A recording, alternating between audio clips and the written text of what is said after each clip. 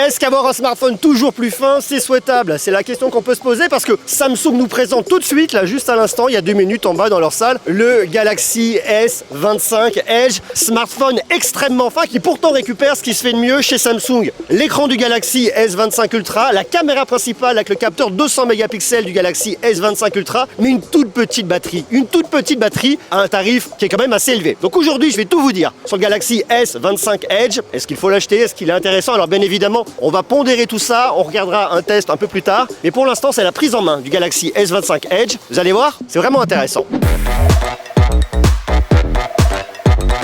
Le Galaxy S25 Edge est le smartphone le plus fin pour l'instant chez Samsung. Alors on s'en doutera, regardez.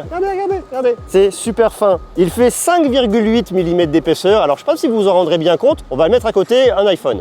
Et si on les met côte à côte, regardez, hop, on vient zoomer, on se rend compte quand même que la différence est assez flagrante. Forcément, l'iPhone 16 Pro Max est plus gros, va être beaucoup plus épais. Ici, on fait 5,8 mm d'épaisseur, c'est vraiment pas très grand. Très honnêtement, 5,8 mm d'épaisseur. Et il est assez léger, 163 grammes. C'est vrai que c'est léger. Là, je sais plus combien on a, mais on a 215 grammes ou 220 grammes. Bon, pas du tout la même chose. Et lorsqu'on le prend en main comme ça, parce que oui, on le prend en main et on compare, on s'en doute forcément, l'iPhone est beaucoup plus lourd que le Galaxy S25 Edge. Samsung a dit on va mettre le meilleur de ce qu'on sait faire dans un smartphone ultra fin et aussi un peu cher. Alors ultra cher, c'est moi qui le dis, c'est pas eux. Peut-être un peu cher pour ce qu'il y a à l'intérieur. Mais pour autant, il y a de très jolies choses. On a un écran de 6,7 pouces qui est très grand, confortable pour regarder vos contenus. C'est une dalle Dynamic AMOLED 2X. On connaît la qualité des dalles Dynamic AMOLED 2X, donc pas de souci ici. Samsung nous rappelle bien évidemment que c'est la dalle qu'on retrouve dans le Galaxy S25 Ultra, le smartphone le plus haut de gamme de la marque. Donc ok, il n'y a aucun problème ici. On a également le processeur le plus haut de gamme aujourd'hui qu'on retrouve dans les Galaxy S25, S25 Plus et S25 Ultra et qui arrive dans ce Galaxy S25 Edge, c'est le Snapdragon 8 Elite for Galaxy. Donc il a le plus bel écran que sait faire Samsung aujourd'hui. Il a les meilleures performances qu'on peut entendre d'un smartphone Samsung Galaxy aujourd'hui en 2025, mais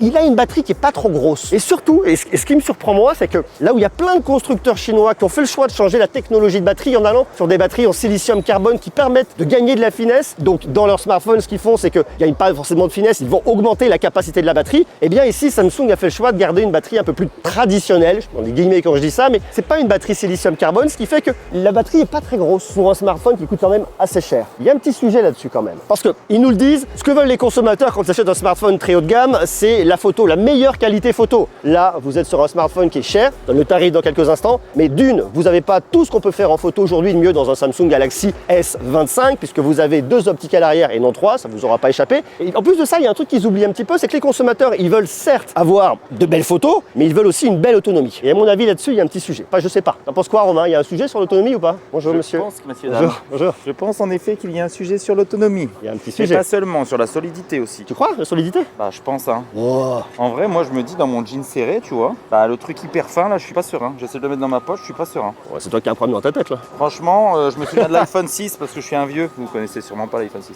L'iPhone 6, il était un peu plus épais que ça, mais il a quand même eu. Tu te rappelles de l'iPhone Gate là? Non, mais je me rappelle que tu Dans prenais, la tu pouvais poche. les plier. Bah oui, voilà. Mais bon, là, il y a quand même eu beaucoup de choses de Après, fait. j'imagine qu'ils ont fait ce qu'il fallait au niveau de la solidité, mais je demande à voir. Ouais. Je demande surtout à avoir l'intérêt en fait d'avoir un truc ultra fin. Ça. Non, mais moi, je trouve ça bien, ça va dans le sens de l'histoire, d'avoir des produits toujours plus C'est compacts, design, plus fins. quoi. C'est joli, c'est design. Ouais, si mais on tu évite vois, d'avoir on a- des blocs dans notre poche, c'est quand même On a cool. fait le chemin inverse. À un moment donné, on avait des téléphones petits, après on les a agrandis et maintenant on les rétrécit de nouveau. Tu vois. Ouais. Moi, je sais pas. Je sais pas, moi, le j'ai format, un- j'aime bien. Le format, j'aime bien. Le Maintenant, format est agréable, c'est léger et tout, ça c'est cool. la V1 est intéressante. Je pense Ouais. que c'est vraiment la V2 que les gens vont pouvoir potentiellement acheter. Moi, c'est l'autonomie Non. et la chauffe sur. Ah, tu verras, tu l'as pas La utilisé. chauffe, on verra. Ouais, c'est ça, Toi, t'as- les questions. C'est les questions sur. Toi, t'es un je me mec pose. chaud déjà, toi. Moi, je suis tout ce j'analyse déjà.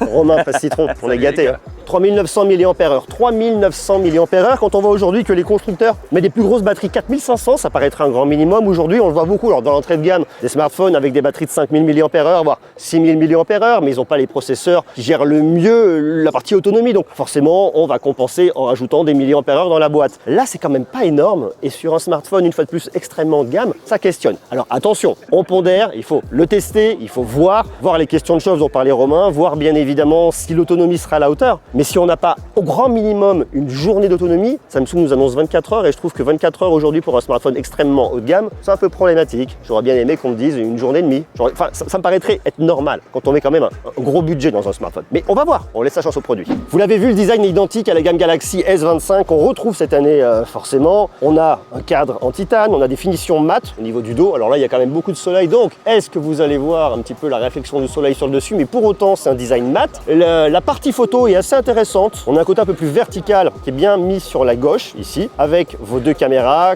principale et l'ultra grand angle, mais je vous donne les détails dans quelques instants. Les finitions sont premium, c'est élégant. On a un bel écran à l'avant, Dynamic AMOLED 2X. Bon, là, il y a beaucoup de soleil, donc je ne sais pas si vous allez bien voir grand-chose. Ça devrait aller un petit peu mieux comme ça. Il existe dans 3 couleurs. Ça, c'est le bleu clair. Il y a le noir absolu titane et l'argent. À l'avant, on retrouve un verre de Corning, c'est un Gorilla Glass céramique 2, et à l'arrière, c'est un Victus 2. Notre sujet, c'est la partie photo, puisque regardez, juste ici, vous avez deux optiques. La première, ça va être un grand angle de 200 mégapixels, c'est la même, et je vous l'ai dit, qu'on a dans le Galaxy S25 Ultra, qui nous permet d'avoir un zoom qualité optique x2. Ok, bon, sur un grand capteur de 200 mégapixels, normalement, ça fera le boulot. Et puis le deuxième, c'est un ultra grand angle de 12 mégapixels qui fait également la macro. Tandis qu'à l'avant, juste là, vous avez une caméra de selfie de 12 mégapixels, bien évidemment, avec un autofocus. Là, juste là. Allez, je vous donne le tarif. Pour la version 256 Go, on est à 1249 €. Et sur la version 512, on a 1369.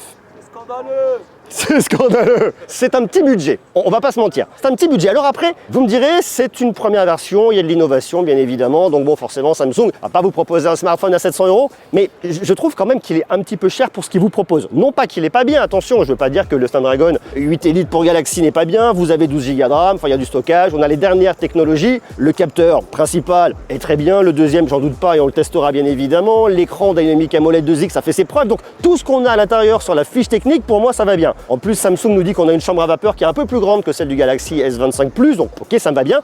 Mais maintenant, je me pose la question du tarif par rapport à ce que j'ai en photo ici, par rapport à la capacité de la batterie. Est-ce que aujourd'hui, si j'ai 1249 €, est-ce que je vais sur un Galaxy S25 Edge? Est-ce que je veux un format plus fin? Est-ce que je veux un smartphone plus léger? Ou est-ce que je vais sur un Galaxy S25 Plus? Ou est-ce que je vais sur un Galaxy S25 Ultra que je pense je vais trouver aussi dans ces conditions-là? C'est vraiment le sujet, parce que certes, si vous prenez un Galaxy S25 Ultra, vous allez avoir un smartphone plus épais, vous allez avoir un smartphone plus gros, plus lourd, avec une plus grosse batterie qui n'aura pas cette finesse, mais il fera quand même beaucoup plus de choses à tarif équivalent. Donc la question, elle est vraiment là. Je pense que le smartphone est vraiment intéressant. Il est cool. Il y a des choses vraiment intéressantes au niveau de l'écran, au niveau de la caméra. Bonjour Anne-Fan qui est en train d'arriver. Il veut me faire un bisou. Viens me faire un bisou. Non mais attends, tu viens me faire un bisou? Voilà. Allez, maintenant, tu t'en vas. Faut le camp. La question, c'est est-ce que si on a ce budget-là, on le met dans ce smartphone? Et la réponse que je vous donne, pour moi, c'est non. C'est non, pourquoi? Parce que je pense que Samsung peut faire un peu mieux. J'attendrai de voir un Galaxy S26 Edge. Je pense qu'ils vont continuer parce que Samsung dit qu'effectivement, ils lancent une nouvelle catégorie de produits, une nouvelle famille de produits, donc elle doit être pérenne, elle doit durer dans le temps. Donc attendons un petit peu. Alors, on cesse une chance, on va le tester. Si ça se trouve, on aura de très jolies surprises au niveau de l'autonomie. Je suis pas convaincu. 1249 €. Vous en pensez quoi, vous? Dites-le moi dans les commentaires. Après, il y a d'autres avantages pour lui, c'est qu'on a toute l'expérience Galaxy AI. Donc, si vous êtes amoureux de Galaxy AI et que vous aimez l'intelligence artificielle sur un smartphone Samsung, ça paraît assez logique que sur un produit de la gamme Galaxy S25, ici le Galaxy S25 Edge, vous bénéficiez de toute l'expérience Galaxy AI, d'autant plus qu'on a le même processeur, donc c'est assez normal. Bien évidemment, bien qu'il soit tout petit et tout fin, il est IP68, normal. Il a 7 ans de montée d'OS et 7 ans de mise à jour de sécurité, ça c'est aussi très bien. Et si malgré tout, vous voulez tout de suite, dès maintenant, vous êtes en early adopter et que vous voulez le smartphone le plus fin que Samsung ait jamais construit, eh bien vous pouvez acheter le Galaxy S25 Edge s'il vous intéresse. Bien évidemment, le lien, vous connaissez l'histoire, est juste en bas dans la description. Et du 13 jusqu'au 29 mai, Samsung double votre stockage. En gros, vous allez acheter le 512 au prix du 256. Voilà, pas mal. Voilà, je crois que je vous ai à peu près tout dit sur le Galaxy S25 Edge. Qu'est-ce que vous en pensez? Dites-moi, je veux vraiment avoir votre avis. Est-ce que vous êtes séduit par la copie? Est-ce que vous vous dites que avoir ce smartphone en premier, pouvoir dire « Ah, j'ai le smartphone le plus fin », est-ce que c'est cool? Est-ce que c'est ce qu'il vous faut? Est-ce que ça va dans le sens de l'histoire? Est-ce que c'est ce qu'on souhaite? Est-ce que c'est ce qu'on veut? On prend une pause, on met un commentaire, dites-le moi. Je veux vraiment savoir parce que moi, je suis très hypé par le côté d'avoir un smartphone plus léger. Je suis très intéressé par le fait d'avoir un smartphone plus fin. Par contre, à plus de 1200 €, un smartphone qui aura une autonomie un peu comme ça et qui ne fait pas ce qu'il y a de mieux en photo, ça c'est quand même des vrais points bloquants. Donc on prend du temps, on marque ça en commentaire. Si vous intéresse, vous connaissez l'histoire, il est juste en bas dans la description. Nous on se retrouve bientôt. Et puisqu'on parle de tech, et puisque vous aimez la tech, et puisqu'il y a Galaxy AI à l'intérieur et c'est une bonne nouvelle, il y a une vidéo qui est juste là, foncez la voir. Comme ça vous saurez encore plus de choses sur Galaxy AI. Et ça c'est une bonne nouvelle.